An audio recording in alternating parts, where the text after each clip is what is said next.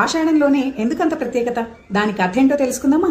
గౌరీదేవి చిన్నప్పుడు తన చెలికత్తెలతో తోటలో ఆడుకుంటూ ఉండగా రజస్వలవుతుంది. ఆ రుధిరపు చుక్క నేలను తాకగానే అద్భుతంగా ఒక మొక్క దాని నుంచి పుట్టుకొస్తుంది.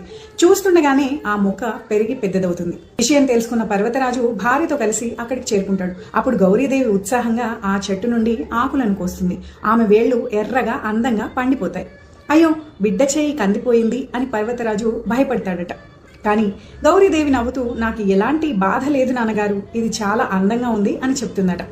గోరింటాకు మొక్క పర్వతరాజును ఇలా అడుగుతుంది, సాక్షాత్తు పార్వతీదేవి రుధిరం నుంచి నేను పుట్టాను కదా, నా వల్ల ఏదైనా ప్రయోజనం ఉందా అని అడిగింది. అప్పుడు పర్వతరాజు ఆ మొక్కకు, ఇకపై నువ్వు స్త్రీల సౌభాగ్య చిహ్నంగా అందానికి ఆరోగ్యానికి ప్రసిద్ధి చెందుతావు అని వరమిస్తాడట. కుంకుమ ఆ ఎరుపుని చూచి భయపడుతుందట, నా ప్రాముఖ్యత ఎక్కడ తగ్గిపోతుందో అని.